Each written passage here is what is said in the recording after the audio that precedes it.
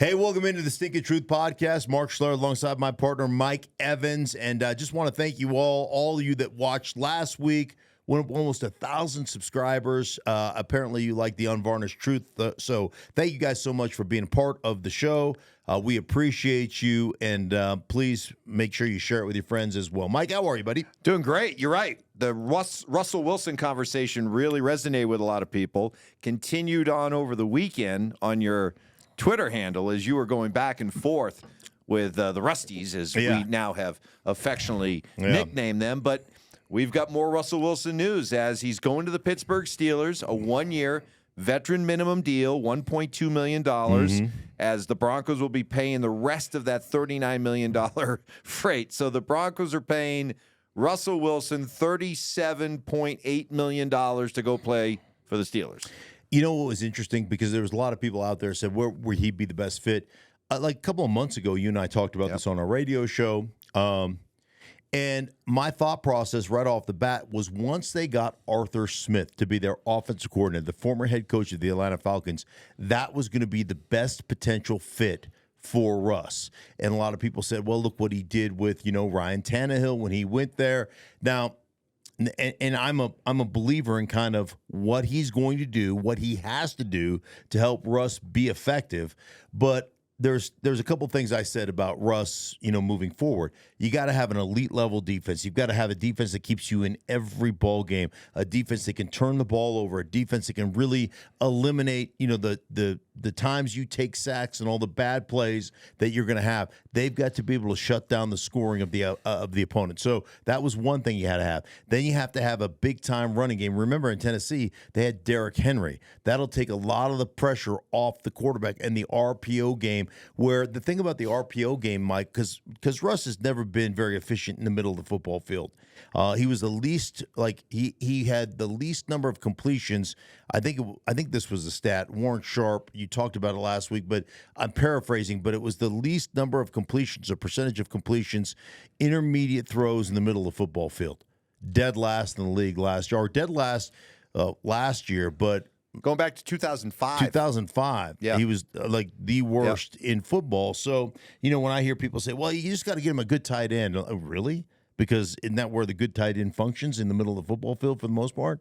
So, but the thing about the RPO game, because mostly the RPO game is off a route called drift route. That's what they used to call it in the West Coast offense. I don't know if it's still called drift. But what drift route is essentially you flag that ball into the belly of the running back, and all you're really reading is that defensive player there, that edge player, whether it's a linebacker or a safety. If that guy sucks up, you pull it and you throw it right behind him on a in-cutting, about a 12-yard in-cutting route, right? And if you flag that ball and that guy gets depth, take that away, you hand the ball off and you let the running back. That's the essential kind of play, the one that's run the most out of the RPO game. I've said this a bunch. The thing about Russ is he can function in the boot keep game or the run action game where you come out of the pocket and then you have this linear progression because he's a sight thrower. He's not an anticipation thrower. He's horrible. And I've said this, garbage. Throwing the ball with anticipation, throwing guys open, that's not what he does. That's not what he's ever done. And it's not what he's good at. And so now all of a sudden, if I boot keep out, now I've got that linear progression, 1, 2, 3, right in my eyeballs, and I'm a sight thrower. I see the guy that's open, I just sling it. There's no question he's great at that. No question he's got big-time arm talent that way. Or we half roll out on the play pass stuff, and we run something back the opposite side, whether it's a tight end leak that goes down the sideline, whether it's an over route, with a post behind it. So those are the things that he does well. And as long as you've got a big-time running game and you can control the line of scrimmage, you can set up the run action, play action, and the play pass, play action. Like Russell can operate those things. So I think the biggest question that I think a Steeler fan would be asking right now is, what are we getting? What are we getting in this guy? And for a team that went 10-7 last year and lost in the playoffs, is Russell Wilson the kind of quarterback that can take us to another level? Because remember, the two coaches that have had him last, Pete Carroll and Sean Payton, combined for 330 regular season wins, 2 Super Bowls. Both those coaches understanding the importance of the quarterback position, Both those coaches were ready to move on from Russell Wilson, and in the process, eat a combined $111 million of dead cap to do so. So the simple question is, what is Russ's upside in Pittsburgh with everything that you just laid out? Yeah. Is this a playoff team? Is this a AFC championship contending team? What are they? It's a great question because I've heard a lot of people talk about 12 wins and this, that, and the other. And remember, they won 10 games last year with 3 different quarterbacks. So it points to the fact that, you had a really good defense and you had some things fall your way. One of the things that fell their way is Cincinnati had an injury at the quarterback position. So now all of a sudden you're coming into that situation with the Baltimore Ravens who are going to roll out of bed and win 11. Now you got Cincinnati and Joe Burrow, who will be the favorite in that division with Joe Burrow because he's bad. I mean, he's a badass dude now. And then you got Cleveland, who won 11 games last year, and we'll see exactly how they get Deshaun Watson back. So obviously that division, with just the health of Joe Burrow, that division becomes much tougher than it was. The one thing I can guarantee you're going to get out of Russell is an unbelievably polished press conference. That's what you'll get. Like that is what you're going to get from Russell.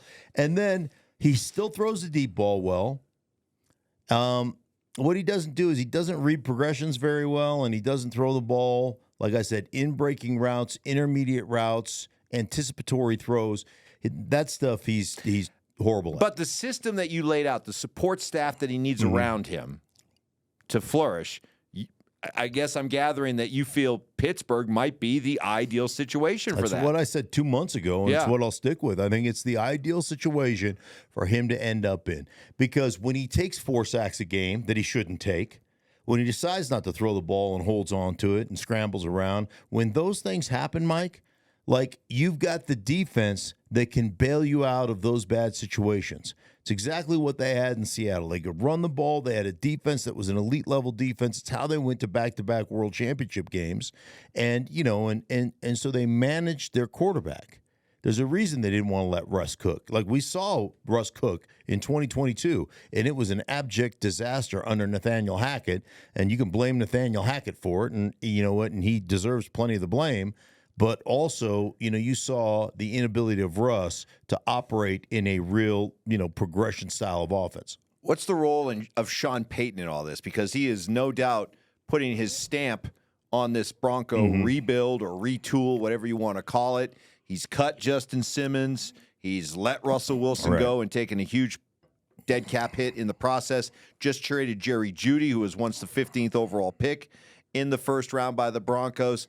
So this is him putting a stamp on it, but is it a good stamp? Yeah, well, I mean, one of the things I fought with, Rusty's about is, like, a lot of people will point to Sean Payton and say, well, Sean Payton, and this is not just people on social media. This is national media members who cover this league who have said, and I quote, well, obviously Sean Payton tried to sabotage Russell Wilson. Like, have you heard that? Oh, yeah. From national pundits, right? Guys who cover this league. Didn't coach to Russ's strengths and that kind of thing. Set him up to fail. Yeah, set him up to fail. So here's some things I know. I've known Sean Payton for well over a decade. And here's things I know about Sean Payton, okay? Is Sean Payton a tyrant at times? Yes. Check mark. Is he a dick? Check mark. Yes. Is he an egotistical prick? Yes. Check mark. Okay? He can be all those things. But I have told you this. Like, I walked in to a practice with the Saints, called Sean, said, hey, man, I'm in town. Come to practice, training camp. Walks away from practice while they're warming up and says, come here, I got to show you this. Takes me into the facility and shows me, hey, this year we redid the locker room. The guys have new lockers. They've got like a cooling system and they've got a drying system for their shoulder pads and their equipment. They've got like all these things. And he goes, takes me into the training room. The training room, we redid this training room so the guys have, cryovac machines, and they've got new whirlpools, and they've got like walk-in cold tubs, walk-in hot tubs. I mean, just went through all these different things they had done for the players. The weight room, this, that, and the other, right? I mean, all these, all players. You walk upstairs to his office, It's like a scene from that 70s show. There's not one dime spent on the coaches, not one dime on frills. His office is a tiny little hole in the wall. And to sit there and say Sean Payton doesn't love his player, he loves his players. He wants to put them in the best position to win. To sit there and say that he sabotaged Russ, you're saying that, one, he sabotaged one of his players, and then on top of that, he sabotaged 52 other players and didn't give them a chance to win. And oh, by the way, this guy who can be an egotistical prick, right? He decided when he came in saying, man, I want to be the first guy to win a Super Bowl both in the NFC and the AFC with two different teams, right? Or the first guy to win a Super Bowl with two different teams. So you're saying that he just basically punted his aspirations? His ego is such that, like, he's not going to try to lose on purpose. Like, you understand how stupid you sound as a national pundit. You understand how stupid you sound as a Rusty superfan by saying that. And it's the most ludicrous thing I've ever heard. It's absolutely insanely stupid. Well, as far as the notion that he set Russ up to fail, no less an authority than Drew Brees came out and said, yeah, I watched Sean's offense this past year. I didn't recognize it. Right. I mean, that's not. I mean, that's all you need to know right there, that he definitely went out of his way, coached differently, set up an offense differently. And Russ, to me, Russ should be very, very thankful to Sean Payton, because the situation he finds himself in large part is because he did have 26 touchdowns and 8 picks. He did look a heck of a lot better than he did his first year in Denver. And a lot of that was under the tutelage and the coaching of Sean Payton. So I don't buy the sabotage thing either.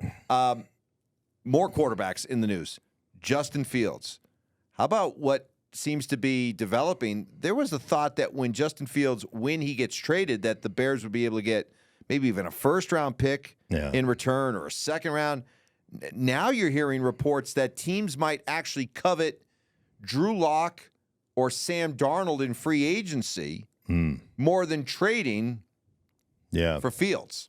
You buy that? Yeah, I do. I mean, Fields, again, until a quarterback who, makes a lot of plays with his legs and scrambles around and until that quarterback actually wins a championship or is proficient in playoff football, until that happens, I still will lean on I want a guy that can eviscerate you from the pocket.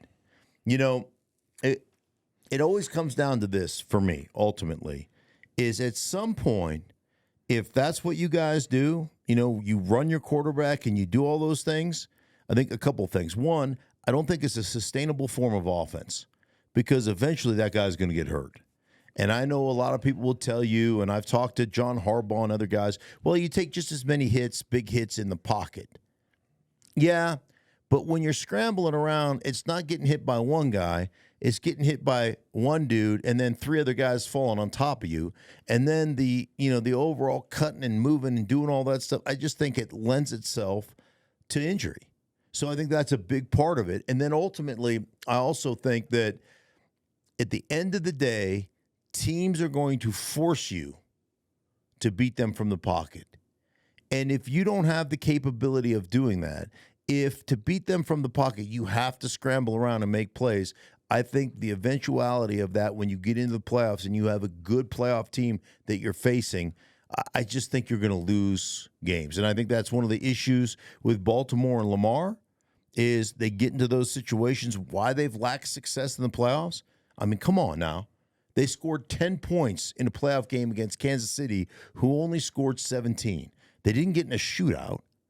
That's what's happened to them. And, I understand that Kansas City won the Super Bowl, and I understand how good they are, but I think that's part of the problem with Justin Fields. So you look at the rehab. I think Sam Darnold is going to be a very coveted quarterback in this free agent market after spending a year with Kyle Shanahan in San Francisco getting his quarterback rehab on. I think he'll be probably the most coveted guy in free agency. And you know what? If Sam Darnold does end up getting that deal that you think might happen, he probably owes a large debt of gratitude to Baker Mayfield, who he was part of the same class of in 2018, because look at Baker Mayfield. Yeah, it's taken some time.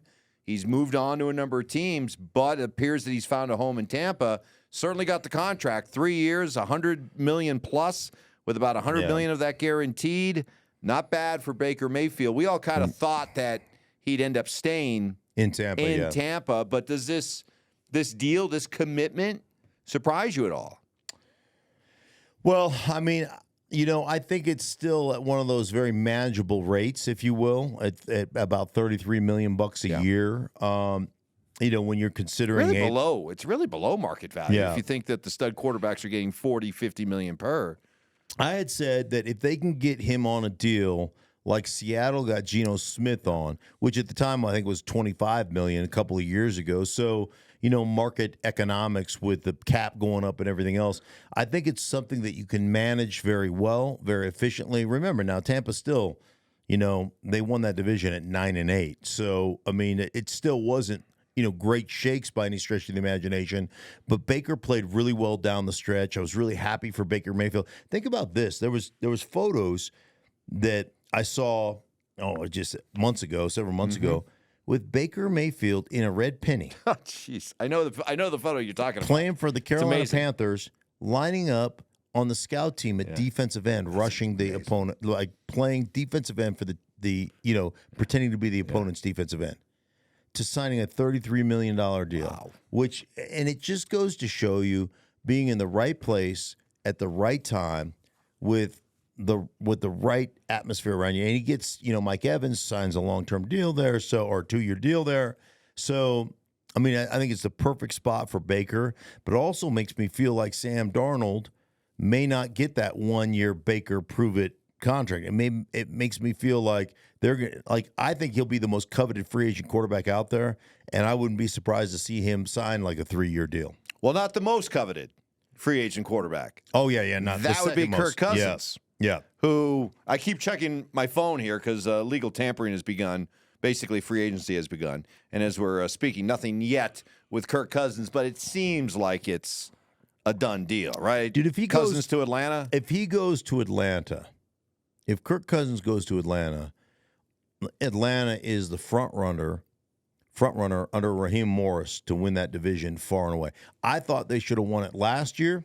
I thought if they would have kept Taylor Heineke in there the whole time last year, they'd have won that division last year. I thought they had an outstanding young defense with some big-time pieces. Calais Campbell, obviously old, but really played well. David Onyemata is a great player on the inside. They'll get Grady Jackson back, who tore his ACL last year, is a great player. They had some good young linebackers. Landman, former CU Buff, was great. It's Jeremy Bates at the safety position is phenomenal. They've got some young corners.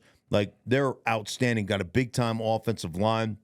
They can really run the ball. Got a couple of big-time running backs. I think some big-time young receivers. I mean, Kirk Cousins goes there with that West Coast offense that Raheem Morris will bring with him. Dude, they win that division. I don't think there's any question. So it looks like Kirk is going to Atlanta. At least that's unless, I don't know that Minnesota's going to swoop in there and do something. But I think that makes the most sense. So help me out with this one, because we were talking about this on the podcast last week about how there's a big pool of safeties available. Yeah. And I always thought that safety had become a position that if you're a team building from the ground up and you're prioritizing positions, that if quarterback was number one and a protective left tackle was number two, I always thought that a playmaking safety was really high up on that to-do list. But it was. So what has changed so to the point where we've got this huge pool of free agent safeties out there? Yeah, at last count, there was well over $100 million in dead cap space or whatever, or salaries of safeties that were leaving. There was like 20 guys on the market that were really big-time good players. Kevin Byard went off the market. Remember, there's a guy that they were spending $15, $16 million a year on these safeties who signed a 2-year deal in Chicago for, I think, $15 million. So you look at the value of the safety, and we'll just call it the Vic Fangio effect. And this happened to me a couple of years ago. I was talking to Kyle Shanahan. I was doing a San Francisco game, and he goes, he's like, it's the Vic Fangio defense. The Vic Fangio defense is taking over the league. And it goes back to it goes back all the way to when the Rams played in their first Super Bowl against New England. And if you remember, the Rams went to Chicago to play the Bears about maybe a little over midway point in the season, like week 11 or something like that. And the Bears and Vic Fangio shut them down. Just absolutely shut that high-flying offense. Remember, nobody could stop it. And they shut that high-flying offense under Jared Goff down. Yep. And then everybody started copying Vic Fangio's plan. And Vic Fangio is that classic shell defense, 2 deep safeties. And so instead of having that middle of the field, single high, middle of the field closed versus middle of the field open, he's a middle of the field open coach. Instead of having that middle of the field closed eraser back there, they all of a sudden started saying, let's play this shell defense, make everybody throw it underneath, and rally up and make tackles, and see if you can put 8 to 12 plays together to score on us. And when we get into the red zone, that we've played this shell defense, now we're playing this shell defense in the red zone, and guess what? Instead of our safeties' feet at their heels at 12 to 14 yards, now what do we have them at? We have them at 8 yards. Why?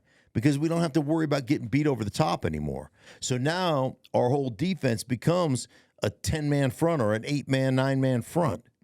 And so we're having great success in the red zone of making people kick field goals.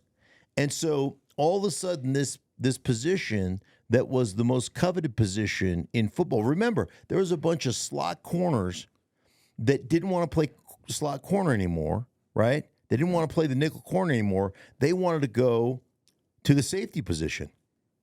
And I remember having this conversation. He went to the Giants from New England. Logan Ryan went to the Giants. Or you go the other way around. What? Patriots No, he went from Giants. New England to the Giants. Yeah, okay, yeah. Yeah, and so I remember having this conversation with him. And he said, listen, one of the reasons I left is I don't want to play in the slot anymore. Slot guys don't get paid. Yep. Safeties do. And now what you're seeing is I think you'll see that money transfer from the safety position down to the slot corner. When I talk to coaches, both defensive coaches and offensive coaches, you know what they say the toughest position in football is? The toughest defensive position in football. Any clue? Yeah, you've told me this. Slot corner. Slot corner. Yeah. Like, who's your nickel? Yeah. That's what they always say. Who's your nickel? Yep. Because you've got to be able to be spatially aware in zone coverage. You got to be able to play man-to-man with a two-way go, and you got to be a run support guy. You got to be able to fit the C-gap. You got to be able to – you playing will linebacker, essentially. So they're like, it's the toughest position. Hey, man, if you don't have a good nickel corner, we're going to attack him. And if you do, you know what? He's a huge advantage to you. We got a new segment here on the show called Last Stink, and you sent out on Twitter, X, a request to get some questions. Right. Listeners, podcast viewers have weighed in, so you ready to ask some questions? A little lightning round? Sure. Ask some questions? Okay. This is from Jack Dixon, who asks, will the Dolphins win a playoff game this year? Not if they have to go on the road. They can't win on the road in the playoffs. Like they've got to have. If they have a home playoff game, they could win the home playoff game. Miami's just too. It's Miami, man. It's too nice. It's too beautiful. It's the same thing the Chargers had the issue with back in their San Diego days. Like when everybody else is grinding and getting beat up and the coaches are yelling at you and screaming at you, you walk out of the facility, it's raining, it's cold, it's nasty out, it's miserable, you can't be happy. Miami, you're like, let's go have cocktails. Let's go down to South Beach. Yeah, but Miami's always been nice, and Miami's won big before. They've been in the 70s. Well, yeah. What was in it? Was, the 70s. What did it rain? Would it rain all the time in Miami in the 70s? Was it like Ireland or something? No, but it was Miami. But then. nobody was wearing thong bikinis down the street, and I mean that. What about during the years of Dan Marino? They won plenty under Dan. They won a championship. They did not Dan? win a championship. They no. went to one though, didn't they? They did. That was about the changeover. That's when it started really getting soft. Okay. It's really now. I don't know. Today's player isn't as focused. Does the AFC East still go through Buffalo? Yeah. Still, even with all the people that they lost. You have a quarterback in Buffalo that can cover warts. You don't have one in Miami that can cover warts. What about in New York? Return of Aaron Rodgers. That's an interesting question. You forgot about Aaron. I did forget. How could I forget about Aaron? How do you forget about Aaron? Boy, you blow out one Achilles and everybody forgets about you. Yeah. They're still the Jets, though. Right? It's right. They're still the Jets. I can't trust them, huh? I want to see Aaron. I want to see how Aaron plays. Yeah, that's fair. I really do. That's fair. Next question comes in from Dan King. This is a very kind of cerebral question, but I'll let you explain it. Can you explain the difference between NFL and college quarterbacks when it comes to being able to call out protection? Yeah, I think that basically in the college game there is a lot of essentially 5-0 protection. Our 5 against their 4 downs and the middle linebacker, and we just leave it at that. And so there's not a lot of adjusting protections based on looks, based on safety rotation, based on who's the most likely to blitz in this situation. The other thing is, so you'll see a lot of spread offense. So you'll spread guys out, and you're taking those 4 with that middle linebacker. And so it never really changes and you don't adjust. You get in the NFL, man, you've got a slide protection, right? There's a bunch of different slides. We're going to, we're taking the 4 downs and the widest linebacker. We're taking the 4 downs and the safety in rotation. We're taking the 4, and we will change it based upon blitz schemes and based upon who looks effective. I had carte blanche to change a protection when I played to say, hey, man, I don't like the will. I look at the weak safety, he's coming, or I look at the corner who's impressed. I see the safety over the top. I'll change that slide from the will backer to the press corner. If the press corner looks like he's coming and the safety, the will backer looks like he's bailing. So we change things up front based upon looks. There's not a lot of that in college. The other thing is, and this was a conversation I had with Drew Lock, is that in college, man, he's like they ran a bunch of 2-man routes. So they always had 6, 7 guys, 8 guys in protection. So he's like, I didn't call protections. I didn't know protections. I was always picked up. Everything was always essentially picked up. And so it was just about holding on to the ball and slinging it down the football field. And so there's a lot of those nuanced things that I think the college game doesn't do a lot of. Like you stand in a static formation so you can really see, you spread, you think you can see, and then you pick one dude, and if that dude doesn't get open, you scramble around and make an off-schedule play. So that really, if that makes sense, that really is how the different protections work. One thing is clear when you talk about quarterbacking in college and what these guys have to adjust to when they're coming into the NFL, man, it is more and more apparent. It's like trying to drink water out of a fire hose. Yeah. It is just, you are bombarded. Here's another question from American Dissident, who says, what's a realistic rebuild time for Sean Payton and the Broncos? Oh, one, you're going to have to be great in the draft. And, you look at Detroit. One, they went out and got their quarterback in a trade. Okay? They got Jared Goff. But they still had a couple of years where they weren't great, right? What was Dan Campbell his first 2 years? He went from 4 wins to 7 or 8 wins to last year winning whatever it was, 13 games or something. So I think the biggest thing that's happened to Detroit is they've been right in addressing their draft. They've been right taking Penei Sewell. He was great. Mm-hmm. They've been right taking Amon-Ra St. Brown. They've been right with, Brian Branch this year. They just won. What is the kid's name? Jack Campbell at the linebacker position. He's been good. Gibbs at the running back position. He's been really good. So they've been great. Now, Sam Laporta, freaking phenomenal. So they've been really good in the draft of addressing players who have outperformed their rookie contracts. So you've got to be able to. So the rebuild here. Tell me who they get at the quarterback. Right. Tell me if they go with a rookie quarterback, if they go with a veteran quarterback. Do they get Sam Darnold here? And then do they hit in the draft? Because their draft record in Denver has just been absolutely atrocious. Well, I think they're, a couple of unlikely to re-sign free agents away from having nobody left from their 2018, 2019, and 2020 draft. 2019, 20 drafts. I mean, those are supposed to be the guts of your football team right now. That's supposed to be your core right now. One more question. This one comes from Reggie, who asks, what would Jerry Jones say about DeMarcus Lawrence saying that the Cowboys were too tired in their playoff game versus Green Bay? Jerry Jones. Well,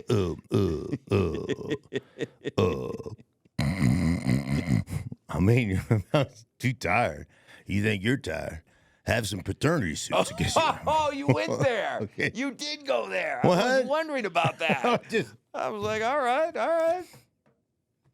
Hey. Yeah, well, maybe I shouldn't. We'll just keep it in there. Yeah. So what? Who cares? It's out there. I mean, it's out there. That's got to be exhausting. It's got to be exhausting. It's got to be exhausting. But, let me ask you this: when Russ does sign this thing on Wednesday, right? Yeah. Like press conference. All right. So here's the thing. A quick little.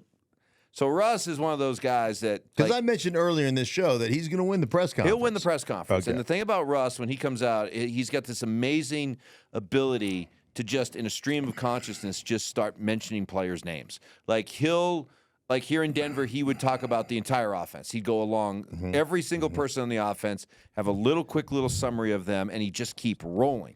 So I'm thinking with Pittsburgh and all the great players and the tradition that he's joining, if I put the over-under on legends that he mentions in a stream of consciousness monologue, I'm going to put it at 12.5. Will you take the over or under? No, for me, there's no question. It'll be the over. Okay. It'll be the over. So, give us a little preview. Okay, so he's always got that little laugh. That little laugh he's got. So he'll start talking about just the history. Yes. So they'll ask him a question, and he'd be like, man, it's going to be hard to live up to the history of Pittsburgh now. Like, man, I mean, just think about those 70 teams. You got Stallworth and Swan. You got Mike Webster anchoring the thing there in the middle. You've got Franco Harris and Rocky Blyer in the backfield. I mean, Terry Bradshaw, and then on the defensive side, L.C. Greenwood, you got Joe Green, Donnie Torpedo Shell. Man, I'm telling you, when you want to talk about a defense now, Mel Blount on the corner. I mean, and then, as you go through, I mean, you got Tunch the Punch Ilkin, and, you go down to Louis Lips, and then there's Jerome Bettis and Heinz Ward, and Ben Roethlisberger. I mean, he was one of my heroes growing up. Always I was never that big, but the way he controlled things at the line of scrimmage, I've always wanted to do that, and I think I'm going to have the opportunity here in Pittsburgh. And then some of the players on this team right now, you got George Pickens. I mean, you want to talk about talent? The guy's so talented, and then you've got other guys out there that are just playing right now. I mean, remember back in the day, Le'Veon Bell and what he did here, and man, I just to be a part. I mean, what? I mean, who like TJ Watt? I just looked at him and like, ooh, I got the shivers, So I mean, they've got some players here that I mean, I'm just happy to be a part of the tradition of the Pittsburgh Steelers. You mentioned 16 former Steelers in that. I kept count. Did I? And the fact that you got Louis Lips in there. Air high five, man. That is awesome. Well, no, I could probably not have done that with any other team. Yeah. But I grew up watching Mike Wagner at the safety position, Jack Lambert, Jack Ham. I could have gone on and on. Could have kept going. I could have done a lot more. Yeah, I could have done a lot more. I could see it. And then, of course, here in Denver. The Punch Ilkin is that's a great good one, poll, too. by the way. Now, of course, here in Denver, he would always wrap up his press conference with, look right in the camera. He'd be like, Broncos country, let's ride. Yeah. That lasted for the first year until they were like 1 and. What's it going to be in Pittsburgh? Oh. Come on. He's got something. Right. Steeler country.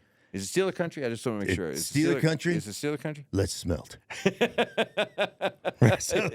Let's forge. Oh, man. All right. Good questions. Thank you very much. Yeah, we appreciate that. Hey, listen. You know what? We'll be back on Thursday once again. But for everybody involved in the Sink Truth podcast, we didn't even get to Jerry Jeudy. Jerry Judy's been cut. Yep. Traded for a 5th and 6th rounder. Yep. Oh, we're going to have to. This is a tease. This is a tease for you people. Okay, not only have Jerry Jeudy and I had a tete-a-tete over the last couple of years because he's one of my least favorite players on the planet.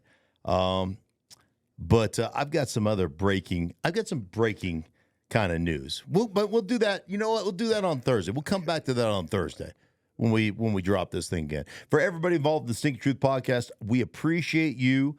Make sure you continue to subscribe, continue to hit me up on social media. I answered a bunch of questions from the last podcast as well on YouTube. Thank you so much for being a part of the show, and we will be back to you guys later on this week. Hey, for everybody involved in the Stinkin Truth, we thank you so much. Thank you for watching. If you enjoyed the video, please make sure you don't forget to give us a thumbs up, subscribe to our channel for more content just like this. If you want to see more of our videos, you can also be sure to check out our playlist. Let us know exactly what you think in the comments below. We appreciate you guys so much for being a part of that. Don't forget to follow us on social media to stay up to date on our latest updates. Links are in the description. Thanks again for watching, and we'll see you in the next video.